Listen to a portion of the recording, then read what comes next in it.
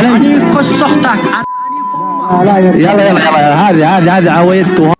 أشغلونا بالمجابر والترندات حقهم الفاضية، قلنا نطلع نرد، ولكن هذا طيزان لا يمثل اليمن. يتكلم لكم على العرض والشرف وهو بعيد غارق في مستنقع كل مجاري.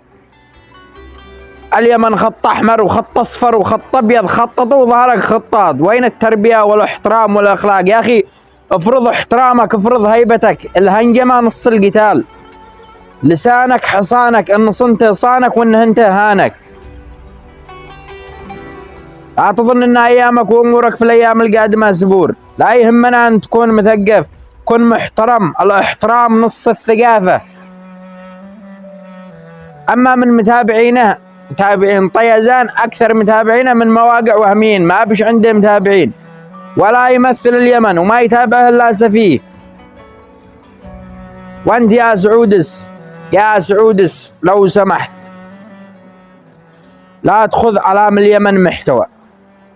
بندعمك من دون علام اليمن، بس خليك قادح لو سمحت.